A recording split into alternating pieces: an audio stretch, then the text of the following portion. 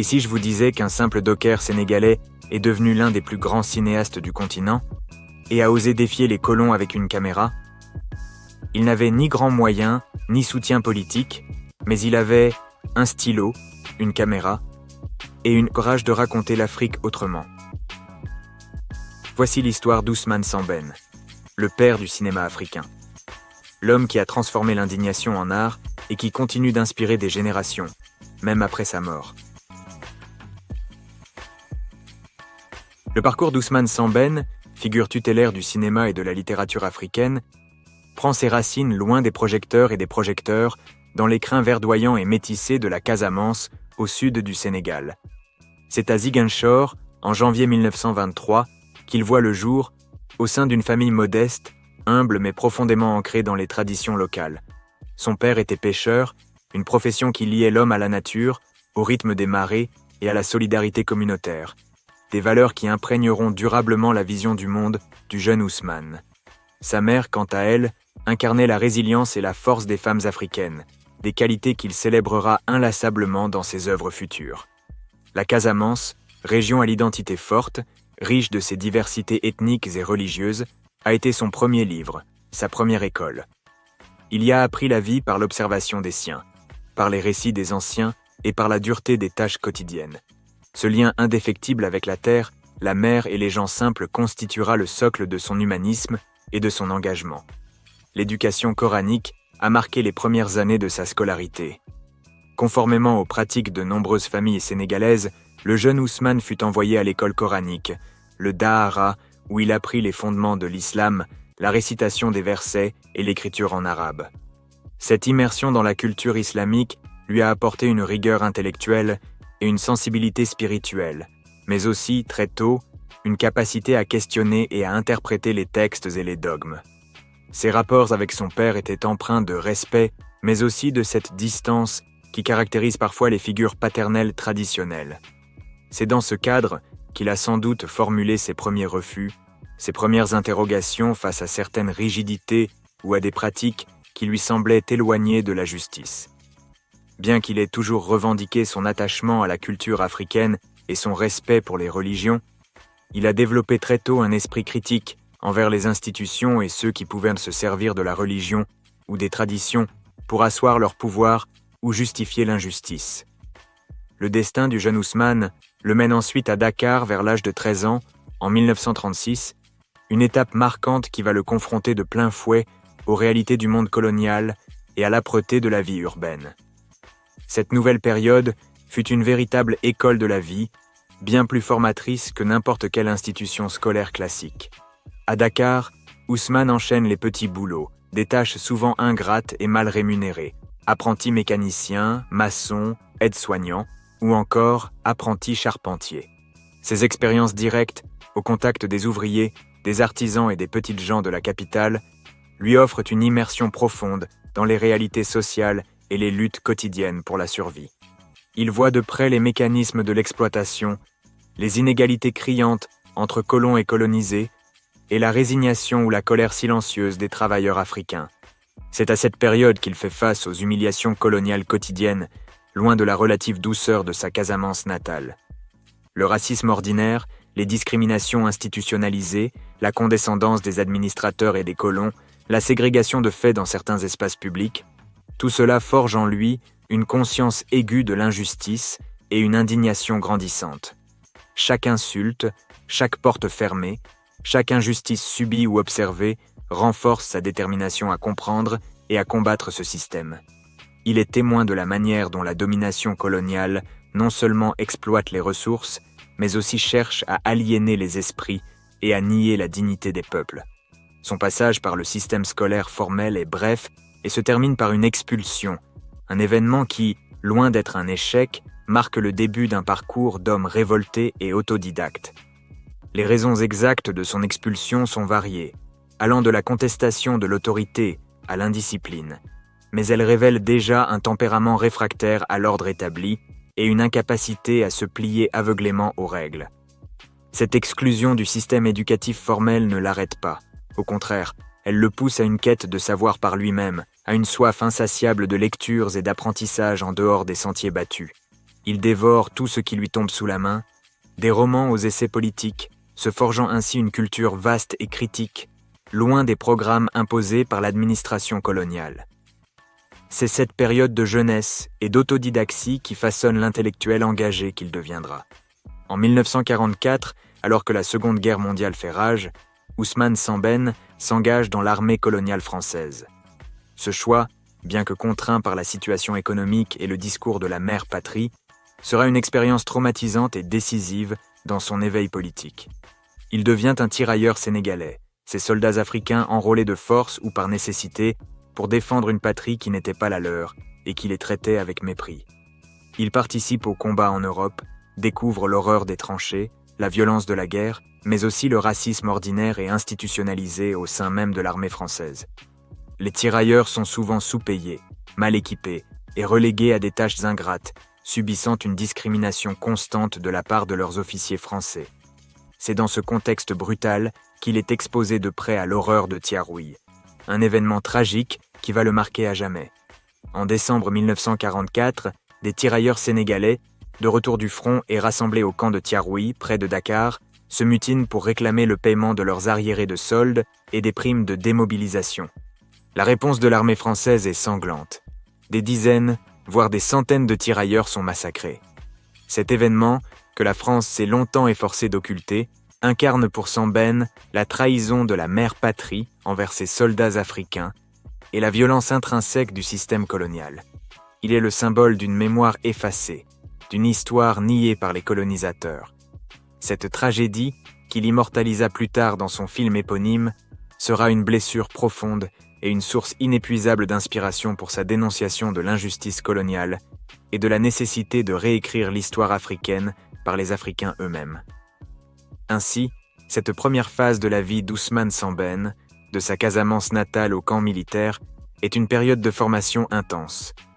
Elle le confronte à la dureté de la vie, aux inégalités coloniales, au racisme et à la violence. Mais elle forge aussi son caractère, nourrit son esprit autodidacte et allume en lui la flamme de la révolte et le désir ardent de dénoncer les injustices par l'art. C'est dans ces expériences que se trouvent les germes de son futur engagement d'écrivain et de cinéaste, un engagement pour donner une voix à ceux qui n'en avaient pas et pour raconter l'Afrique de l'intérieur. L'année 1944 marque un tournant brutal dans la vie du jeune Ousmane Sembène, le propulsant du tumulte de Dakar vers les champs de bataille européens. C'est à cette période qu'il est enrôlé dans l'armée coloniale française, un engagement qui, bien que potentiellement motivé par la nécessité économique ou l'appel de l'aventure, le confronte de plein fouet à la violence du monde et au paradoxe d'un empire. Il devient un tirailleur sénégalais, ces soldats africains qui ont souvent combattu avec bravoure pour une mère patrie qui les considérait comme des citoyens de seconde zone. Envoyés sur le front européen, ils participent aux combats de la Seconde Guerre mondiale, notamment en Allemagne et en Italie. Là, ils ne découvrent pas seulement l'horreur des affrontements et la mort, mais aussi un racisme omniprésent et institutionnalisé au sein même de l'armée française. Les tirailleurs sont souvent cantonnés aux tâches les plus dangereuses et ingrates, subissent des discriminations salariales et sont victimes de préjugés et d'insultes de la part de leurs camarades européens. Cette expérience lui ouvre les yeux sur l'hypocrisie du système colonial. On exigeait des Africains qu'ils versent leur sang pour la liberté de la France, tout en leur refusant la leur. Le point culminant de cette trahison et de cette violence fut l'horreur de Thiaroye, un événement tragique et longtemps occulté que Sembène portera comme une cicatrice indélébile. En décembre 1944, de retour du front, des centaines de tirailleurs sénégalais sont regroupés au camp de Thiaroye, près de Dakar. Fatigués, traumatisés et surtout indignés par les promesses non tenues concernant le paiement de leurs arriérés de solde et de leurs primes de démobilisation, ils se mutinent pacifiquement. La réponse de l'état-major français est une répression sanglante. Des dizaines, voire des centaines de ces anciens combattants, qui avaient risqué leur vie pour la France, sont abattus de sang-froid. Pour Ousmane Sembène, cette tragédie incarne la quintessence de la violence coloniale et de la trahison. C'est le symbole d'une mémoire effacée, d'une histoire que la France cherchera à nier, mais qu'il s'engagera à jamais à porter. Il ne cessera de dénoncer cette barbarie dans ses écrits, et bien plus tard, dans son film magistral Camp de Tiaroy. Cet épisode renforce sa conviction que l'Afrique doit prendre son destin en main et ne plus jamais se laisser exploiter ou humilier. Après sa démobilisation en 1946, Sambène ne retourne pas directement au Sénégal. Il s'embarque pour la France et en 1947, il s'installe à Marseille, une ville portuaire cosmopolite qui allait devenir la forge de ses convictions politiques et littéraires. C'est là qu'il découvre le dur métier de docker, un travail physique exténuant, souvent dangereux, qui le met en contact direct avec la classe ouvrière, ses luttes et ses solidarités. Les conditions de travail sont rudes, mais l'ambiance des docks est aussi un creuset où se rencontrent des hommes de toutes origines, africains, antillais, européens. C'est dans cet environnement qu'il s'engage activement dans les luttes syndicales. Il rejoint la Confédération Générale du Travail, CGT, et milite pour de meilleures conditions de vie et de travail, apprenant les mécanismes de l'organisation collective et la puissance de la solidarité. Ces années de labeur physique et d'activisme syndical ont affûté sa conscience de classe et son sens de la justice sociale. Mais au-delà du travail et du syndicalisme, Marseille est aussi le lieu de son immersion profonde dans la culture et la pensée. Il passe ses soirées à la bibliothèque municipale, dévorant des livres. Ousmane Sambène est un autodidacte passionné, et c'est par cette lecture boulimique qu'il accède à des savoirs qu'il n'a pas pu acquérir à l'école. Il découvre les grands penseurs, l'histoire des luttes sociales, et surtout, il s'immerge dans le marxisme et l'internationalisme. Ces philosophies lui offrent un cadre d'analyse pour comprendre les mécanismes de l'exploitation, du colonialisme et du capitalisme. Le marxisme lui fournit les outils pour décrypter les relations de pouvoir et l'impérialisme économique. L'internationalisme lui ouvre les yeux sur la fraternité universelle des opprimés, des dockers noirs aux ouvriers blancs, tous unis par la même lutte contre l'exploitation. Il s'imprègne également des écrits d'intellectuels noirs américains et caribéens, approfondissant sa compréhension de la négritude et du panafricanisme. Ses lectures et ses rencontres avec des militants de tous horizons nourrissent sa réflexion et renforcent sa détermination à œuvrer pour la libération des peuples colonisés. C'est dans ce bouillonnement intellectuel et militant que Sambène brandit sa plume comme première arme. Son expérience de docker et sa colère face à l'injustice trouvent leur exutoire dans l'écriture. En 1956, il publie son premier roman, Le Docker Noir, aux éditions de Bresse. Ce roman est une œuvre semi-autobiographique qui dépeint la vie misérable et les luttes des dockers africains à Marseille, exposant les discriminations raciales et sociales qu'ils subissent. Le livre est un cri de révolte, une dénonciation virulente de l'exploitation de l'homme par l'homme et du système colonial. C'est un acte fondateur, non seulement pour Sambène l'écrivain, mais aussi pour la littérature africaine. Avec ce roman, il s'inscrit d'emblée dans la lignée des écrivains engagés, ceux qui utilisent leur art pour porter un message politique et social fort. La publication du Docker Noir est le point de départ de sa carrière littéraire. Il enchaîne rapidement avec d'autres romans majeurs qui approfondiront ses thèmes de prédilection. En 1957, il publie « Ô pays, mon beau peuple », qui explore le retour au pays d'un Noir ayant épousé une Française et la difficulté de son intégration dans une société sénégalaise encore très traditionnelle et imprégnée de préjugés. Puis, en 1960, vient Les bouts de bois de Dieu, titre original Dieu du bon Dieu, sans doute son roman le plus célèbre et le plus puissant. Ce livre monumental retrace la grande grève des cheminots de la ligne Dakar-Niger en 1947-1948, un événement historique majeur dans la lutte pour l'indépendance de l'Afrique de l'Ouest. Sambène y dépeint avec force l'organisation collective des travailleurs, la solidarité, la dignité des grévistes et le rôle crucial des femmes dans ce combat. Ce roman est une véritable épopée de la lutte ouvrière et un hommage à la résilience du peuple africain. Ces années passées en France, à la fois dans le travail manuel acharné et dans l'effervescence intellectuelle, ont été décisives pour Ousmane Sambène. Il y a mûri ses convictions anticolonialistes, anti-impérialistes et socialistes. Il a découvert la puissance de l'écriture comme outil de dénonciation et de conscientisation. Mais très vite, malgré le succès de ses livres, une question essentielle va le tarauder. Comment toucher les masses africaines, dont une grande partie est analphabète? C'est cette interrogation qui le mènera, dans les années à venir, à un nouveau médium, encore plus puissant et accessible, le cinéma. le docker de Marseille, l'autodidacte passionné, est sur le point de devenir le père du cinéma africain. La publication du Docker noir en 1956 a marqué l'entrée fracassante d'Ousmane Sembène sur la scène littéraire. Mais ce n'était là que le prélude à une œuvre écrite prolifique et profondément ancrée dans les réalités sociales et politiques de son temps. Cette période, entre le milieu des années 1950 et le début des années 1960, le voit s'affirmer comme un écrivain engagé, dont la plume est une arme au service de la justice et de l'émancipation des peuples africains. C'est aussi durant ces années qu'il prend conscience d'une limite fondamentale du livre en Afrique, une révélation qui va le pousser à explorer de nouveaux horizons artistiques.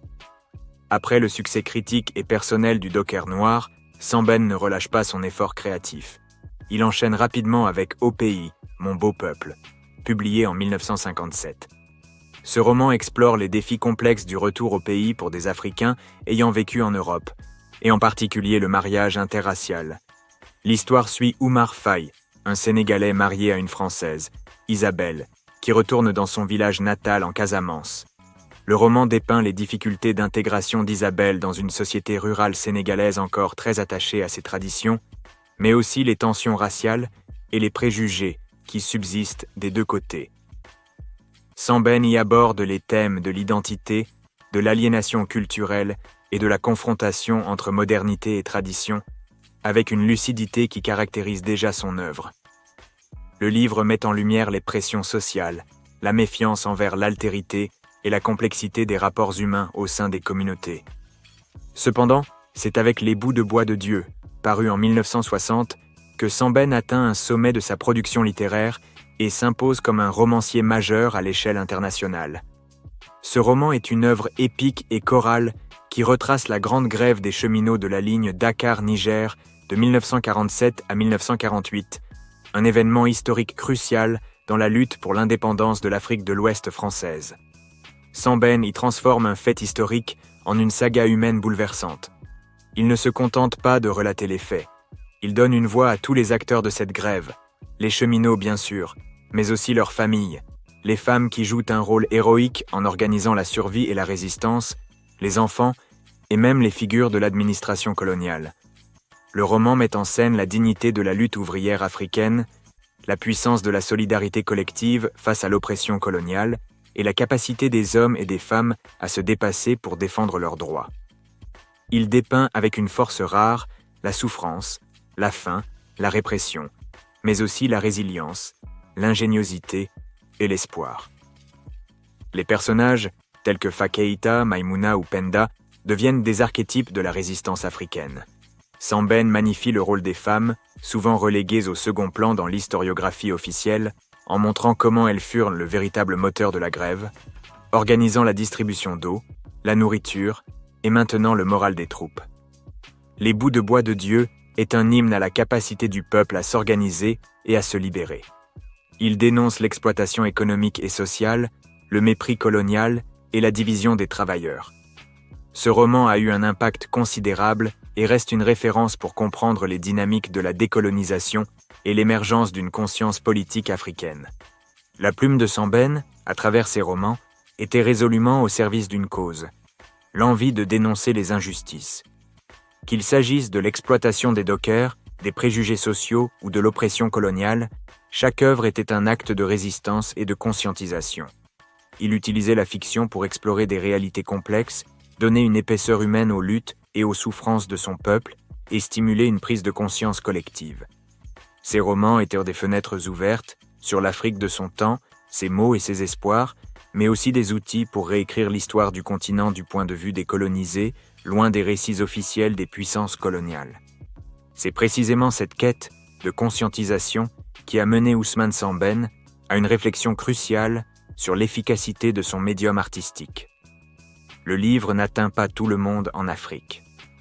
Malgré le succès de ses romans, il a douloureusement pris conscience d'une limite majeure, l'analphabétisme. À l'époque, une grande partie de la population africaine, en particulier dans les zones rurales, n'avait pas accès à l'écriture et à la lecture. Ces messages, aussi puissants et pertinents soient-ils, restaient confinés à une élite éduquée et à la diaspora africaine et européenne. Comment alors toucher les masses paysannes, les travailleurs des villes, les femmes des marchés, ceux-là même dont il voulait raconter les histoires et à qui il voulait s'adresser. Cette interrogation est devenue une obsession. Samben, l'ancien autodidacte assoiffé de savoir, réalise que l'outil qui l'a émancipé intellectuellement était aussi une barrière pour la grande majorité de ses concitoyens. Il ne s'agissait plus seulement de dénoncer, mais de communiquer efficacement. Le livre, malgré sa profondeur et sa capacité à explorer les nuances, était, pour le moment, un médium à diffusion limitée sur le continent. Sa volonté de raconter l'Afrique aux Africains eux-mêmes, dans leur propre langue et d'une manière qui leur serait directement accessible, le pousse à une décision radicale. C'est cette prise de conscience de la limite de l'écriture qui le fait se tourner vers un autre art, un art visuel et populaire par excellence. Le cinéma. Le cinéma, avec ses images, son son, sa capacité à recréer la réalité et à provoquer l'émotion sans nécessiter la maîtrise de la lecture, apparaît comme la solution idoine. Il voit dans le cinéma un puissant outil de libération mentale, de conscientisation de masse, capable de contourner la barrière de l'analphabétisme et d'atteindre directement le cœur et l'esprit du peuple. Le cinéma est, pour lui, le nouveau griot des temps modernes, capable de transmettre des histoires, des valeurs, des critiques et des aspirations à une audience beaucoup plus vaste. Cette décision n'était pas un abandon de la littérature, mais une extension de son engagement. Le passage de la plume à la caméra était une démarche logique pour un artiste dont le but ultime était de servir son peuple. Il ne s'agissait pas de choisir entre l'un ou l'autre, mais d'utiliser le médium le plus efficace pour chaque message et chaque public. Les années 1950 l'ont vu s'affirmer comme une voie littéraire majeure, mais elles ont aussi semé les graines de sa révolution artistique à venir. Fort de ses convictions forgées sur les docks et dans les bibliothèques, Ousmane Sembène s'apprête alors à embrasser un nouveau chapitre de sa vie, un chapitre qui fera de lui le père du cinéma africain. Après s'être imposé comme une voie littéraire incontournable de l'Afrique émergente, Ousmane Sembène, poussé par une vision pragmatique de l'art et de son impact social, va opérer un virage radical vers le cinéma. Cette transition n'était pas un simple changement de médium, mais une évolution stratégique dictée par sa volonté inébranlable de toucher le plus grand nombre et d'éveiller les consciences sur un continent où l'analphabétisme restait une barrière majeure à la diffusion du livre. Les années 1960 marqueront la naissance du cinéma africain, et Sembène en sera le père fondateur, façonnant un art résolument engagé, pédagogique et profondément enraciné dans les réalités de son peuple. La décision de passer à la caméra n'était pas le fruit du hasard. Dès la fin des années 1950, alors même que ses romans comme Les Bouts de bois de Dieu rencontraient un succès international, Sembène constatait avec amertume que son message, aussi puissant soit-il, ne parvenait pas aux masses africaines. Les livres, objets de culture écrite, restaient l'apanage d'une élite scolarisée, d'une diaspora ou d'un public occidental. Sa frustration était palpable. Comment conscientiser un peuple entier si une partie essentielle de ce peuple ne pouvait pas lire ses œuvres? C'est cette prise de conscience de la limite de l'écriture qui le poussa à chercher un nouveau canal, un médium capable de contourner l'analphabétisme et de s'adresser directement à l'oralité et à la culture visuelle africaine. Le cinéma, avec sa capacité à raconter des histoires en images et en sons, apparut comme la réponse évidente et la plus puissante. Il y voyait le nouveau griot des temps modernes, capable de porter la parole, la mémoire et la critique au cœur des villages et des villes. Pour concrétiser cette vision, Sembène entreprend une formation cinématographique d'une rigueur exemplaire. Contrairement à beaucoup d'artistes qui pourraient en se reposer sur leur talent littéraire, il comprend la nécessité d'acquérir les techniques spécifiques du 7e art. En 1960, il s'envole pour l'Union soviétique et s'inscrit à l'Institut Gorki de Moscou, l'une des écoles de cinéma les plus prestigieuses au monde. Ce choix n'était pas anodin. L'URSS était à l'époque une puissance idéologique qui partageait certaines des aspirations socialistes de Sembène, et son cinéma était réputé pour son approche réaliste et son pouvoir de mobilisation des masses. C'est là qu'il est exposé aux théories cinématographiques, à l'histoire du cinéma mondial, et notamment au néo-réalisme italien, avec des réalisateurs comme Roberto Rossellini ou Vittorio De Sica, et au cinéma soviétique, Eisenstein, Pudovkin. Ces mouvements, qui mettèrent l'accent sur la réalité sociale, les personnages ordinaires et les tournages en décors naturels ont profondément influencé sa vision. Il y a appris que le cinéma n'était pas seulement un divertissement, mais un outil puissant d'analyse sociale, d'éducation et de propagande positive. Son séjour à Moscou fut une période d'intense apprentissage technique et théorique, lui permettant de maîtriser les outils nécessaires pour transformer sa vision en images. De retour au Sénégal au début des années 1960, Ousmane Sembène se lance immédiatement dans la réalisation de ses premiers courts-métrages. Ses œuvres liminaires sont des essais, des laboratoires où il expérimente son langage cinématographique et pose les bases de ses thèmes futurs. En 1963, il réalise Borom s'arrête, le charretier, un film de 18 minutes tourné en noir et blanc, qui est souvent considéré comme le tout premier film africain produit en Afrique par un Africain. L'histoire suit un charretier de Dakar et sa journée de labeur. À travers son parcours, Sembène dépeint les difficultés économiques, l'injustice sociale, la précarité urbaine et la corruption. Le charretier, figure emblématique du peuple humble, est le témoin d'une société post-indépendance où les inégalités persistent et où les promesses de libération peinent à se concrétiser. C'est une critique subtile mais incisive de la nouvelle élite africaine qui s'installe au pouvoir et qui ne change pas toujours les conditions de vie des plus démunis. En 1964, il réalise Niaï, un autre court-métrage qui explore les tensions entre tradition et modernité et la confrontation des générations dans un village. Le film aborde des thèmes comme le mariage forcé et les conflits familiaux, montrant comment les structures sociales ancestrales sont mises à l'épreuve par les mutations du monde contemporain. Ses premiers films, bien que courts, sont des manifestes. Ils posent les jalons d'une ambition de cinéma africain qui se veut résolument engagé, pédagogique et autonome. Pour Sembène, il ne s'agit pas de reproduire les modèles occidentaux, mais de créer un cinéma qui parle aux Africains de leur réalité, de leur lutte, de leurs espoirs et de leurs désillusions. Ce cinéma doit être un miroir pour le peuple, un moyen de se voir, de se comprendre et d'apprendre. Il doit aussi être un outil d'éducation populaire capable de transmettre des messages complexes sur l'histoire, la politique et la culture, même à ceux qui n'ont pas accès à l'école. L'autonomie de ce cinéma est primordiale. Il doit être produit par des Africains, pour des Africains, avec des histoires qui leur appartiennent, loin des regards et des fantasmes exotiques de l'Occident. C'est une démarche de souveraineté culturelle. Le point culminant de cette première période cinématographique est la réalisation de son premier long-métrage, La Noire 2, en 1966.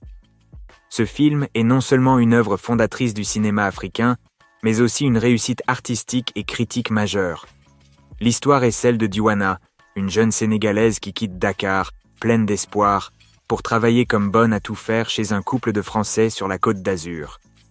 Mais le rêve vire rapidement au cauchemar. Au lieu de l'image idéalisée de la France qu'elle s'était construite, elle se retrouve prisonnière, réduite à une esclave domestique, isolée, humiliée et dépossédée de son identité. Le film culmine avec son suicide tragique, un acte de désespoir mais aussi de résistance ultime. La Noire 2 est une dénonciation cinglante de la condition post-coloniale, de l'aliénation culturelle et des illusions de l'émigration. Sembène y explore la solitude de l'individu face à un système oppressif, la difficulté de maintenir sa dignité face à l'humiliation quotidienne. Le film met en lumière la persistance des rapports de domination, même après les indépendances formelles. Sa réception fut phénoménale. Le film remporte le prix Jean Vigo en 1966, une reconnaissance prestigieuse qui catapulte Ousmane Sembène sur la scène cinématographique internationale. Ce prix n'est pas qu'une simple récompense. Il valide sa démarche, prouvant qu'un cinéma africain autonome et engagé peut exister et toucher un public universel. C'est une victoire symbolique pour Sembène et pour tout le continent, marquant la reconnaissance d'une voix nouvelle et essentielle dans le paysage cinématographique mondial. Cette décennie, 1960-1970, fut celle de la révélation et de l'affirmation d'Ousmane Sembène en tant que cinéaste. Il a non seulement posé les bases techniques et thématiques de son œuvre future, mais il a aussi tracé le chemin pour des générations de réalisateurs africains. Son passage de la plume à la caméra n'était pas un simple changement de technique, mais une évolution de son engagement. Le cinéma est devenu, entre ses mains, un puissant outil de conscientisation, un cri du peuple, et un médium essentiel pour que l'Afrique puisse enfin raconter ses propres histoires, avec ses propres images, et pour ses propres enfants. L'âge d'or de son cinéma ne faisait alors que commencer. Les années 1970 et le début des années 1980 marquent l'apogée de la production cinématographique d'Ousmane Sembène, une période durant laquelle il réalise certains de ses films les plus emblématiques et les plus percutants. Fort de l'expérience acquise avec La Noire de Sembène se positionne désormais comme un cinéaste mature, dont la voix porte sur la scène internationale, mais dont l'objectif principal reste de parler à son peuple. Cette période est caractérisée par une critique sociale et politique acerbe des maux qui minent les jeunes nations africaines après les indépendances, une audace qui lui vaudra souvent les foudres de la censure. Après le succès de La Noire de Sembène, réalise Mandabi, Le Mandat, en 1968, une œuvre pionnière à plus d'un titre. C'est non seulement son deuxième long métrage, mais surtout le premier film africain tourné entièrement en Wolof, la langue la plus parlée au Sénégal. Ce choix n'était pas anodin, c'était un acte politique et culturel fort, une manière de réaffirmer la souveraineté linguistique et de s'adresser directement au public sénégalais dans sa propre langue, sans le filtre du français. Le film raconte l'histoire d'Ibrahima Dieng, un vieil homme sans emploi qui reçoit un mandat postal de son neveu travaillant en France. Ce simple mandat déclenche une cascade de problèmes. L'homme se heurte à l'absurdité de l'administration postcoloniale, à la bureaucratie kafkaïenne, à la corruption généralisée et à l'avidité de son entourage. Mandabi est une satire mordante de la bureaucratie post-indépendance, de l'impuissance des citoyens face à un système hérité du colonialisme, mais perverti par les nouvelles élites, et de la corruption qui ronge la société. Le film révèle le désenchantement face aux promesses d'une indépendance qui n'a pas toujours apporté la dignité espérée. Le portrait de cette nouvelle bourgeoisie africaine, qui a remplacé les colons mais reproduit leurs travers, est particulièrement féroce et prémonitoire. En 1971, Sembène livre Emitaï, dieu du tonnerre, un retour puissant sur la résistance du peuple diola de Casamance face à l'administration coloniale française pendant la Seconde Guerre mondiale. Le film met en scène la révolte d'un village dont les hommes refusent de payer l'impôt et de livrer du riz pour les troupes françaises, alors que la famine menace. La répression est brutale, mais la dignité et la force de l'organisation villageoise, notamment celle des femmes, sont mises en exergue. Sembène y explore la résistance culturelle et spirituelle face à l'oppression, le choc entre deux mondes, et la manière dont les traditions peuvent servir de bouclier face à l'agression extérieure. Le film, empreint d'une dimension quasi mythique, célèbre la mémoire des résistances africaines et souligne la continuité des luttes pour la liberté et la justice. Mais c'est avec Xala, l'impuissance, sorti en 1975, qu'Ousmane Sembène frappe un grand coup, réalisant une satire féroce et grotesque de la corruption et de l'impuissance des élites post-indépendance. Adapté de son propre roman, le film suit El Hadji Abdou Kader Bey, un homme d'affaires sénégalais, membre de la nouvelle bourgeoisie et figure respectée. Lors de son troisième mariage, il est frappé par un xala, un envoûtement qui le rend impuissant. Cette impuissance sexuelle devient une métaphore de l'impuissance politique, économique et morale de la classe dirigeante africaine. Sembène dépeint sans concession une élite coupée de son peuple, accaparée par la corruption, le népotisme et une occidentalisation outrancière. Le film critique la manière dont ces dirigeants ont trahi les idéaux de l'indépendance, se contentant de reproduire les schémas de domination coloniale à leur propre profit et s'avérant incapables de développer le pays pour le bien de tous. Xala est un film drôle, caustique et profondément dérangeant, qui met en lumière l'aliénation culturelle et la perte de repères d'une certaine élite. En 1977, il réalise Tiedo, le peuple, une œuvre audacieuse qui plonge dans l'histoire précoloniale du Sénégal pour explorer les thèmes de l'identité, du pouvoir et des conflits religieux. Le film se déroule au XIXe siècle, dans un village où coexistent animistes, les Sédos, musulmans et chrétiens. L'intrigue tourne autour de l'enlèvement de la princesse du village par un Sédo pour dénoncer l'islamisation forcée et les intrigues de pouvoir entre les chefs traditionnels, les marabouts et les colons. Sembène utilise cette fresque historique pour critiquer la violence de l'islamisation forcée et la manière dont certaines religions ont été utilisées pour asseoir des pouvoirs politiques et opprimer les peuples. Le film soulève des questions fondamentales sur le rapport au pouvoir, la résistance à l'endoctrinement et la défense des identités culturelles africaines face aux influences extérieures. La sortie de Sédo fut particulièrement controversée au Sénégal et interdite par le président Senghor pendant plusieurs années, non pas pour ses critiques du colonialisme, mais pour sa dénonciation de l'islamisation et son iconoclasme face à des figures religieuses, touchant ainsi à un sujet très sensible dans un pays majoritairement musulman. La réalisation de ces films n'était pas sans embûches, et Sembène a dû faire face à d'importants défis de production et de censure. Les financements étaient rares et difficiles à obtenir, obligeant Sembène à user d'ingéniosité et de persévérance pour concrétiser ses projets. Mais le plus grand défi venait souvent des pouvoirs en place. Les films de Sembène, par leur critique frontale des élites, de la corruption et des pratiques religieuses ou politiques, dérangeaient. La censure par l'État sénégalais est une réalité constante dans sa carrière. Sédo en est l'exemple le plus flagrant, mais d'autres de ses œuvres ont également été victimes de coupes ou d'interdictions de diffusion. Cela démontre le courage et l'intégrité de Sembène, qui ne s'est jamais plié aux exigences du pouvoir, préférant assumer sa liberté artistique et son rôle de conscience critique, quitte à en payer le prix. L'âge d'or d'Ousmane Sembène fut donc une période de création intense et de confrontation. À travers ses films, il a offert à l'Afrique un miroir sans complaisance, analysant les dérives post-indépendance avec une acuité rare. Il a donné des images aux mots qu'il avait déjà écrits, rendant ses messages accessibles à un public plus large.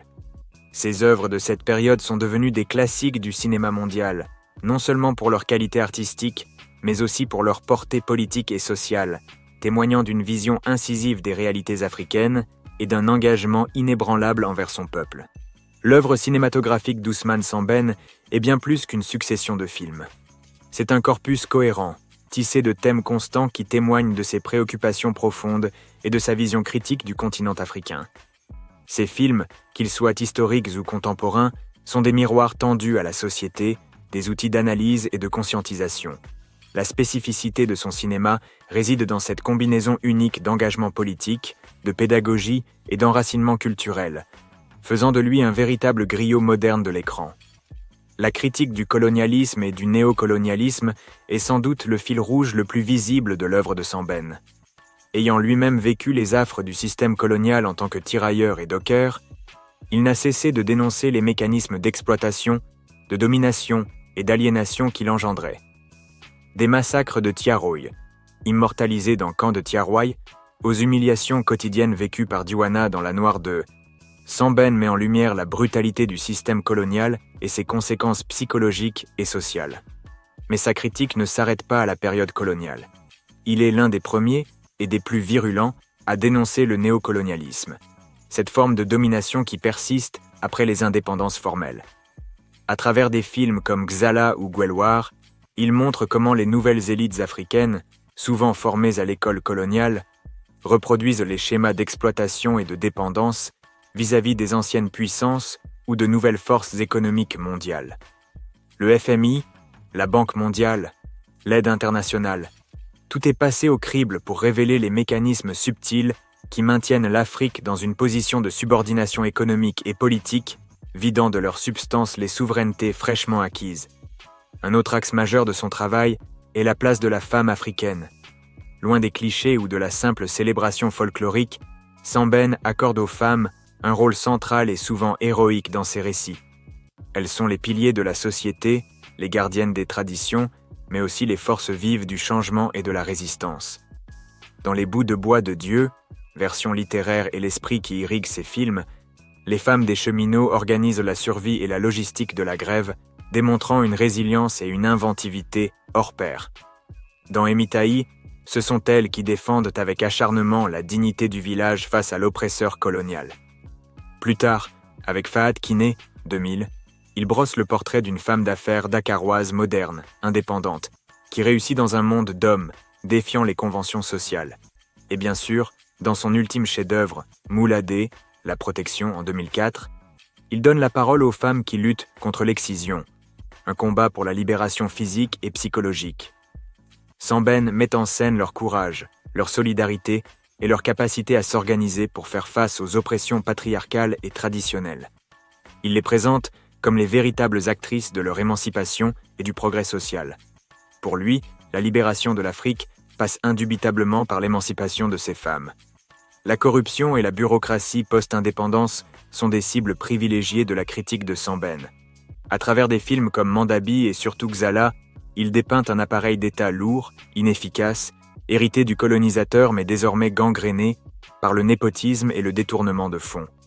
Les personnages de ces films se perdent dans les méandres administratifs, sont confrontés à l'avidité des fonctionnaires et à l'impuissance face à des systèmes opaques.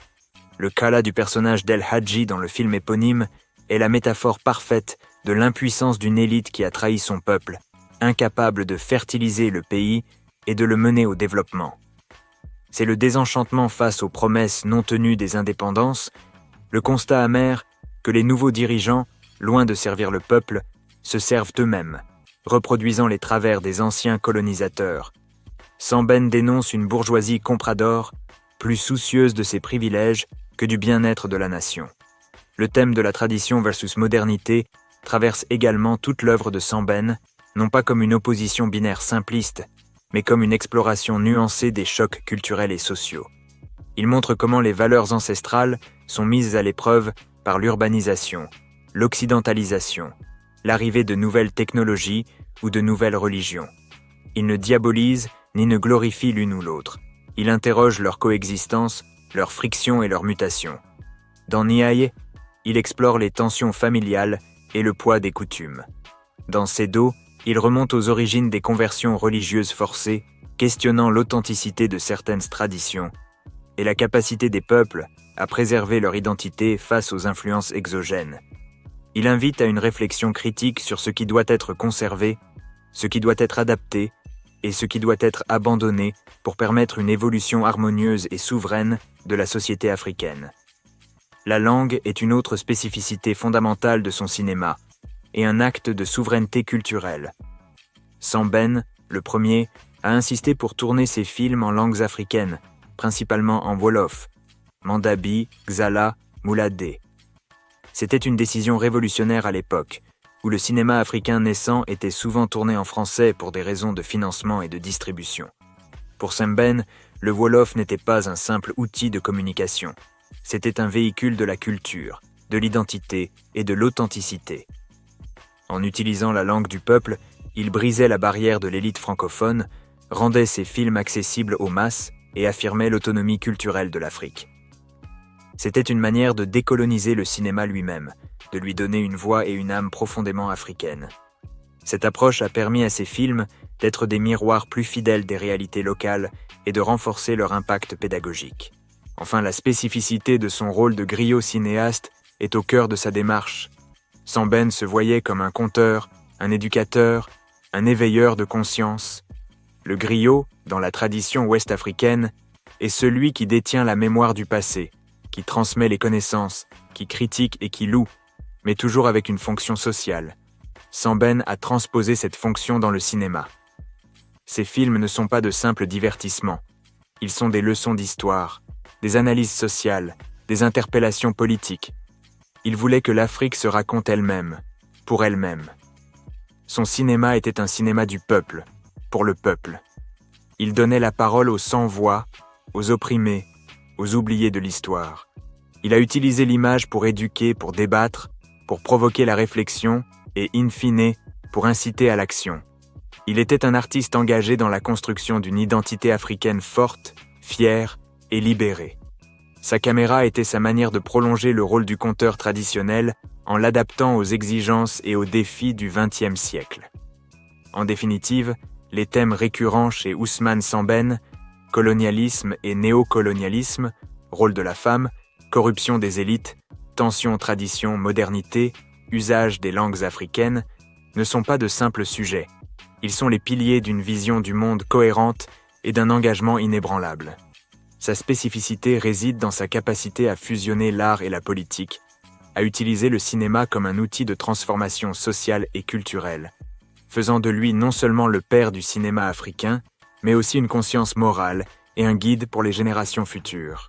Les dernières décennies de la vie d'Ousmane Sambène des années 1990 jusqu'au milieu des années 2000, furent celles d'une persévérance admirable.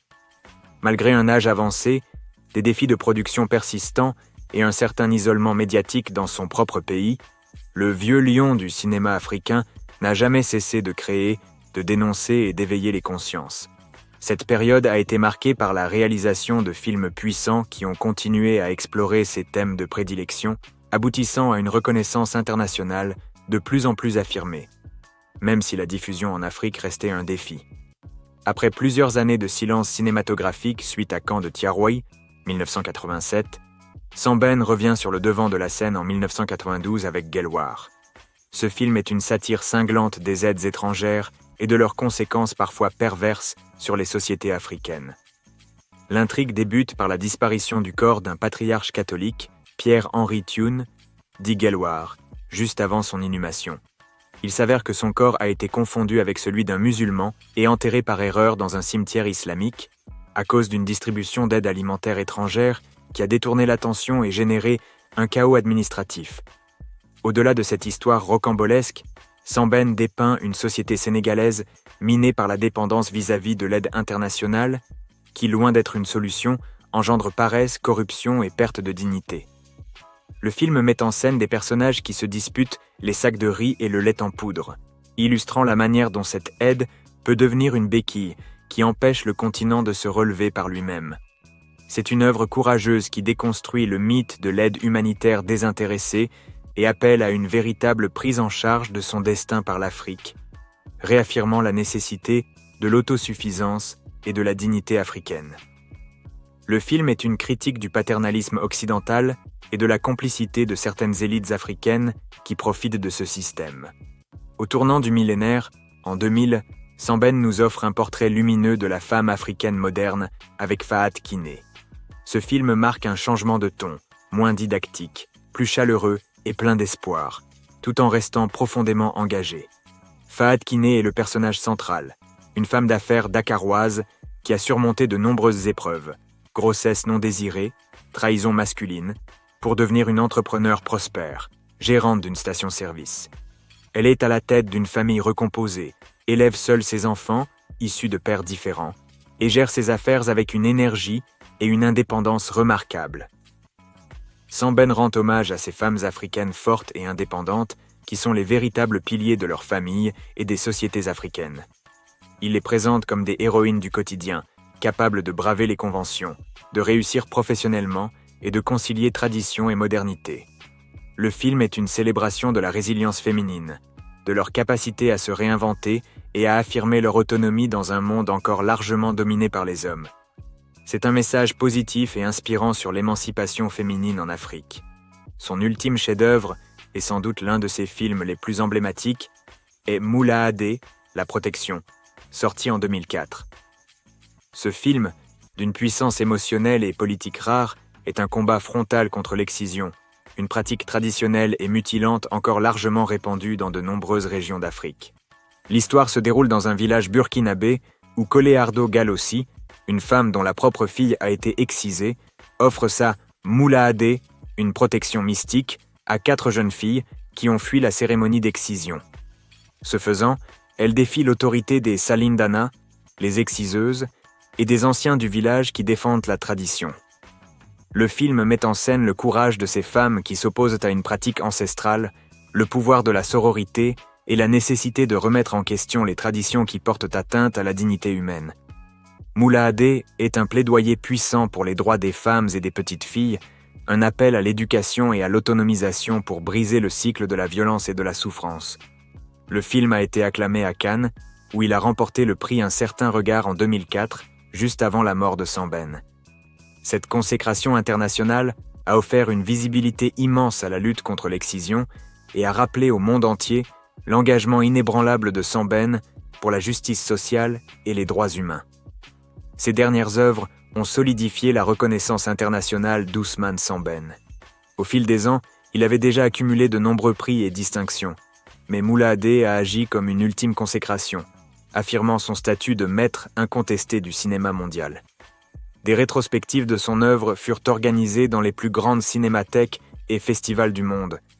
ses films étudiés dans les universités, et son influence sur les jeunes cinéastes africains et au-delà devint indéniable. Il était devenu une référence, un monument du 7e art. Cependant, malgré cette reconnaissance éclatante sur la scène mondiale, la difficile diffusion en Afrique est restée une constante amère pour Sambène. Son rêve de toucher les masses africaines s'est souvent heurté aux réalités économiques et infrastructurelles. Le manque de salles de cinéma, le coût de la distribution, la piraterie et parfois la censure des gouvernements africains eux-mêmes ont limité l'accès de ses films à un large public sur le continent. Sambène a souvent exprimé sa frustration de voir ses œuvres plus facilement accessibles à Paris, New York ou Berlin qu'à Dakar ou Bamako. Cette contradiction, acclamée à l'étranger mais peinant à être vue chez lui, a été une source de tristesse pour celui qui avait délibérément choisi le cinéma pour parler à son peuple. Malgré cela, Ousmane Sambène n'a jamais dévié de sa mission. Il est resté, jusqu'à son dernier souffle en 2007, un artiste courageux, intègre et visionnaire. Ses dernières œuvres témoignent de sa lucidité face aux défis persistants de l'Afrique et de sa foi inébranlable dans la capacité des Africains à prendre leur destin en main. Elle confirme son statut de géant du cinéma et de la culture, dont le message résonne avec une force intemporelle. Ousmane Sambène nous a quittés en 2007, mais son œuvre, riche et multiforme, continue de résonner avec une puissance inaltérée. Plus qu'un cinéaste ou un écrivain, il fut un véritable visionnaire, un griot moderne qui a su utiliser les outils de son temps pour raconter l'Afrique, dénoncer ses maux et inspirer ses peuples. Son héritage est colossal et son influence se fait sentir bien au-delà des frontières du Sénégal et du continent africain. Il demeure une voix intemporelle dont les messages sur la souveraineté, la dignité et la justice restent d'une brûlante actualité. Sambène est universellement reconnu comme le père du cinéma africain. Ce titre n'est pas qu'honorifique. Il est la reconnaissance de son rôle pionnier. Il a été le premier à produire des films en Afrique par des Africains, pour des Africains, avec une vision résolument politique et sociale. Avant lui, le cinéma africain était presque inexistant, ou confiné à des représentations exotiques produites par des étrangers. Sambène a brisé cette barrière, montrant qu'il était possible de faire un cinéma de qualité, techniquement maîtrisé, capable de rivaliser sur la scène internationale, tout en étant profondément enraciné dans les réalités africaines. Son choix de tourner en langue locale, comme le Wolof dans Mandabi ou Moula Adé, a ouvert la voie à une nouvelle authenticité et a permis de toucher directement les masses. Il a inspiré des générations de cinéastes africains, leur montrant que leur culture, leur histoire et leurs problèmes méritèrent d'être racontés par eux-mêmes. Des réalisateurs comme Djibril Diop Mambéty, Souleymane Cissé, Idrissa Ouedraogo, Abderrahmane Sissako et bien d'autres ont tous, d'une manière ou d'une autre, été influencés par son audace, son engagement et sa détermination à utiliser le cinéma comme un outil de transformation sociale. Il a légitimé un cinéma comme art majeur et comme moyen d'expression politique et culturelle. Sambène fut avant tout un cinéaste politique et social. Son art n'était jamais gratuit, il était toujours au service d'une cause. Il a utilisé ses films pour décortiquer les réalités complexes de l'Afrique post-indépendance, en anticipant avec une lucidité remarquable les défis auxquels allaient être confrontées les jeunes nations africaines. La corruption, la bureaucratie sclérosante, la dépendance économique, l'aliénation culturelle, la trahison des élites, tous ces maux qu'il a dénoncés dès les années 1960 et 1970 sont toujours d'actualité aujourd'hui dans de nombreux pays du continent. Il a compris avant beaucoup que la nouvelle bourgeoisie africaine, loin d'être un moteur de développement, pouvait devenir un frein en reproduisant les schémas d'exploitation coloniale pour son propre profit. Ces films sont des leçons d'histoire et de sociologie, des outils pédagogiques pour comprendre les dynamiques de pouvoir et les luttes populaires. Il a donné des images aux voix des sans-voix, à ceux qui subissaient l'injustice et l'oppression, qu'ils soient paysans, ouvriers ou femmes. Ce qui caractérise également Sambène, c'est son rôle de critique lucide et courageux. Il n'a jamais hésité à déranger les pouvoirs en place, qu'il s'agisse de l'administration coloniale française ou des gouvernements africains, fraîchement indépendants. Ses films comme Xala ou Sedo ont subi la censure dans son propre pays, témoignant de la force de leur message et de leur capacité à heurter les intérêts établis. Cette intégrité artistique et politique est une source d'inspiration. Samben n'a jamais transigé avec ses convictions, préférant l'intégrité à la complaisance. Il a montré qu'un artiste pouvait et devait être une conscience critique de sa société, un sentinelle vigilant face aux dérives du pouvoir, même s'il en payait le prix. Son courage face à l'oppression et à la censure est un exemple pour les artistes et intellectuels du monde entier. La pertinence de son œuvre aujourd'hui est frappante. Alors que l'Afrique est confrontée à de nouveaux défis, changement climatique, migration, défis démocratiques, influence des puissances émergentes, mouvements sociaux, les questions soulevées par Samben résonnent avec une acuité particulière. La souveraineté économique, la bonne gouvernance, la lutte contre la corruption, l'émancipation des femmes, le rôle des traditions face à la modernité, l'importance de la mémoire historique, tous ces thèmes sont au cœur des débats contemporains. Ces films et ces écrits offrent des clés de lecture pour comprendre les racines de certains problèmes actuels et des pistes pour envisager des solutions africaines.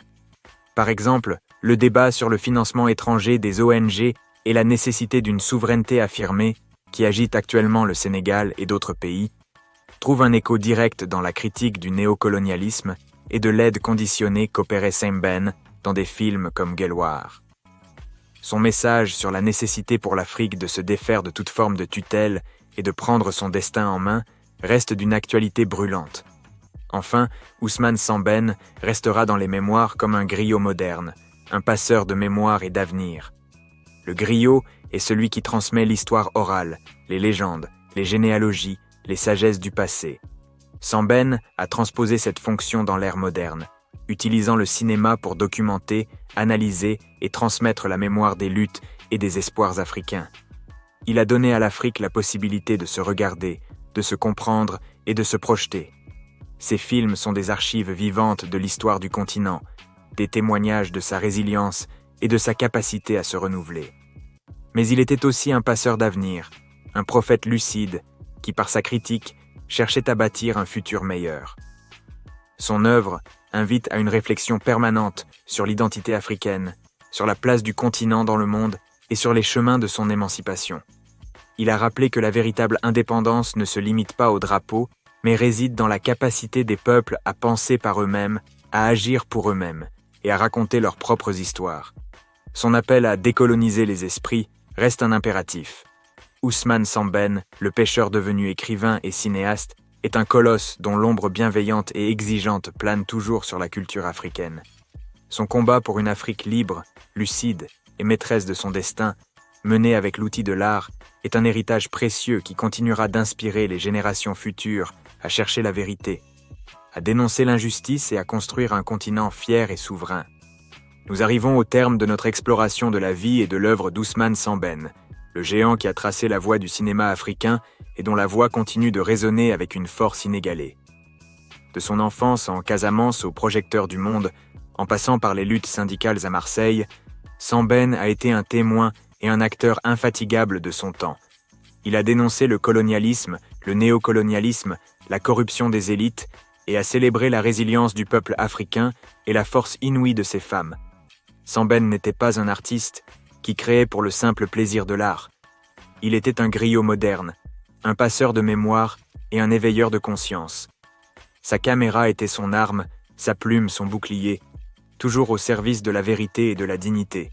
Son message est plus pertinent que jamais à l'heure où l'Afrique cherche à affirmer pleinement sa souveraineté, à décoloniser ses esprits et à écrire sa propre histoire.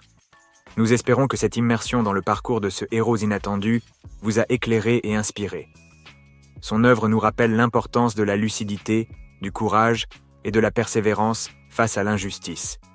Si cette exploration vous a plu, et si vous souhaitez découvrir d'autres figures inspirantes et des récits qui éclairent notre monde, nous vous invitons à vous abonner à notre chaîne pour ne manquer aucune de nos prochaines histoires. Aimez cette vidéo si vous avez appris quelque chose ou si vous avez été touché par le parcours de Samben. Partagez cette vidéo autour de vous pour faire découvrir Ousmane Samben au plus grand nombre. Laissez un commentaire pour nous dire ce que vous retenez de cet homme exceptionnel ou suggérez le prochain héros que nous pourrions explorer. Merci de nous avoir suivis et à très bientôt pour une nouvelle histoire.